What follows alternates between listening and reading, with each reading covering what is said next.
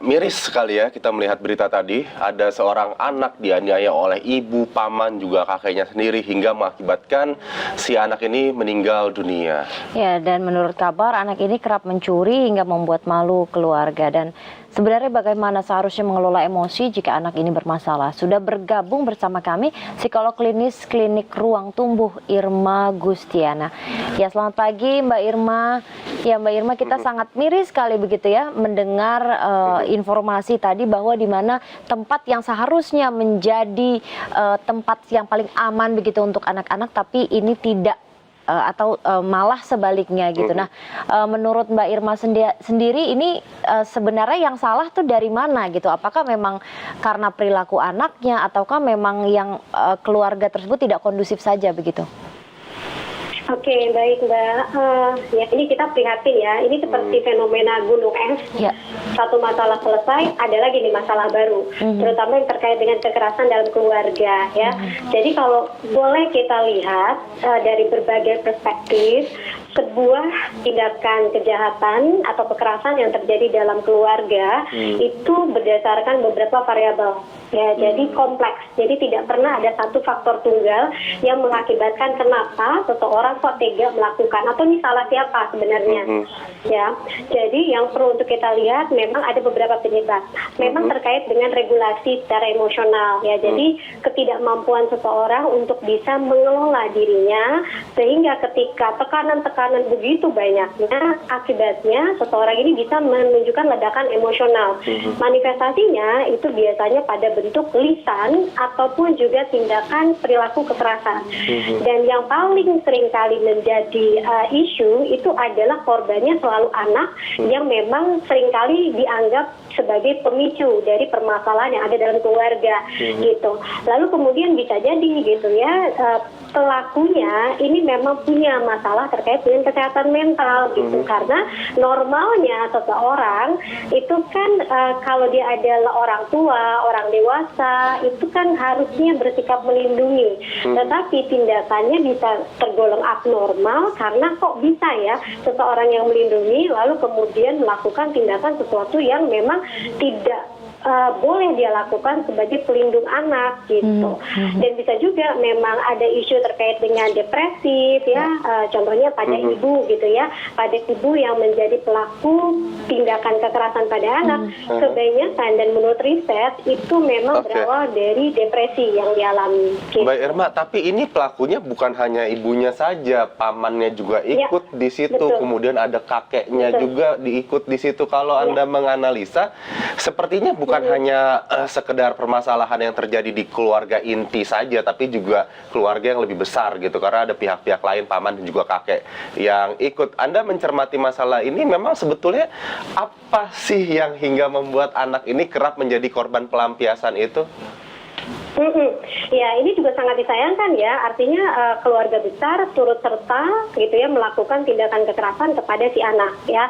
Jadi pada intinya begini, kalau seorang anak sejak kecil atau dia melakukan sesuatu perilaku yang mungkin saja melanggar aturan, lalu anggota keluarga memberikan label nakal, tidak mau nurut, suka melawan, tidak patuh dan lain sebagainya sebagai bentuk pemahaman mereka terhadap kondisi kepribadian anak, maka ini kalau nggak diganti mindsetnya, ini akan bisa menjadi pemicu gitu ya, sehingga mungkin saja ibu yang merasa kesal, paman yang merasa kesal, tante yang merasa kesal gitu, karena menganggap ini anak memang sumber dari segala bentuk kenakalan yang terjadi di rumah gitu ya, atau mungkin di pergaulan sosial. Nah, balik lagi sebetulnya ketika seorang anak melakukan tindakan pelanggaran terhadap sesuatu hal, itu kita sebagai orang dewasa perlu untuk cek dulu gitu, kenapa sih dia melakukan tadi, kenapa ya dia melanggar aturan, kenapa ya dia melawan, kenapa ya dia kok salah dalam pergaulan sosialnya gitu ya. Pasti memang ada sumber kesalahan yang mungkin saja pola komunikasi atau kehangatan dalam rumah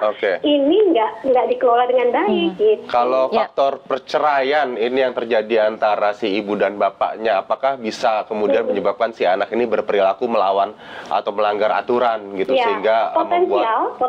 Jadi kalau salah satu riset juga menyebutkan ya, broken home itu bisa menjadi salah satu pemicu gitu ketika anak memang tidak siap menerima kondisi yang terjadi dalam keluarganya. Misalnya saja dia tidak diberikan informasi ya, terus kemudian anak nggak diajak diskusi ya, atau mungkin juga karena ya tadi gitu ada banyak bumbu-bumbu pertikaian yang terjadi dalam keluarga, sehingga memang si anak nggak siap menerima proses perpisahan, dan kemudian anger isunya itu bisa saja dia lampiaskan pada aksi pelanggaran aturan gitu ya, atau indisipliner, atau misalnya pergaulan yang salah gitu. Itu bisa sangat mungkin.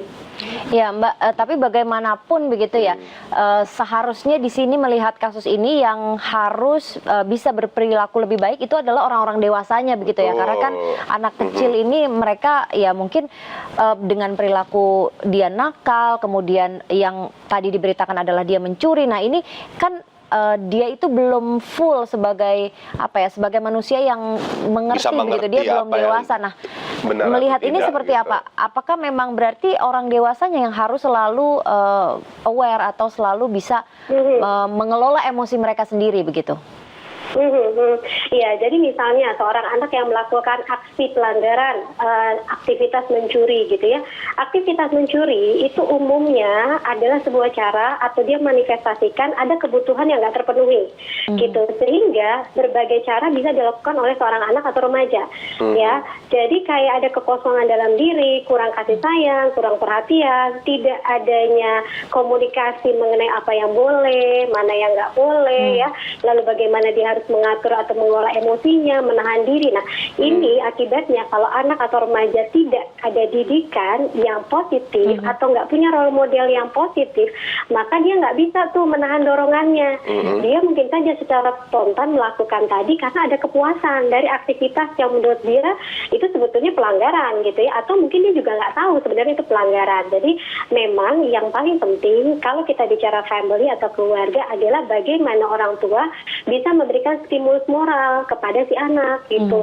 Salah satunya adalah ya tadi menjadi role model, bagaimana kita berperilaku yang positif, bicara dengan lembut ya, bijaksana, atau kalaupun kita nggak bisa mengelola emosi kita ya tahan diri dulu sebentar gitu. Jangan sampai si anak ini menjadi pelampiasan kita juga, lalu si anak menormalisasi nih aktivitas yang ada di rumah, lalu dia lakukan juga di luar rumah gitu. Ya, karena kan yang sering terjadi akhirnya seperti itu, jika kemudian anak nakal akhirnya orang tua tidak bisa menahan emosi dan melampiaskan hal tersebut kepada anak, dan gak jarang juga kita lihat ya di luar sana orang tua sedang ada masalah dilampiaskannya ke anak gitu. Nah kalau misalnya terjadi seperti ini misalnya Mbak Irma, kita melihat mungkin ya yang terjadi adalah korban ini berada dalam status sosial ekonomi yang menengah ke bawah gitu kan. Akses terhadap bantuan psikologis, psikiater itu sangatlah terbatas, bahkan pengetahuannya pun saya rasa tidak ada. Apa yang bisa dilakukan? Oke, kalau kejadian ini kan memang sudah banyak sekali ya muncul di permukaan.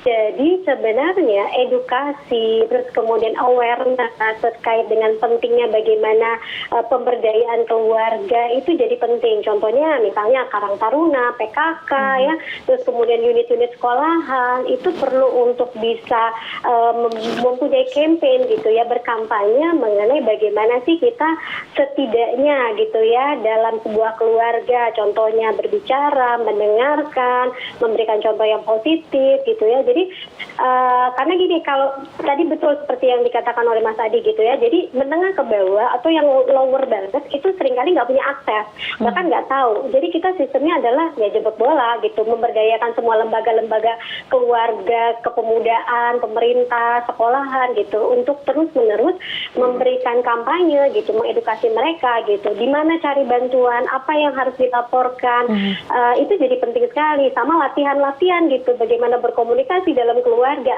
yaitu sepertinya memang jadi PR untuk kita semua, Mas Adi gitu. Baik, terima kasih Mbak Irma atas dialognya. Mungkin ini juga bisa menjadi pencerahan gitu ya yang mendengar di sini. Terima kasih.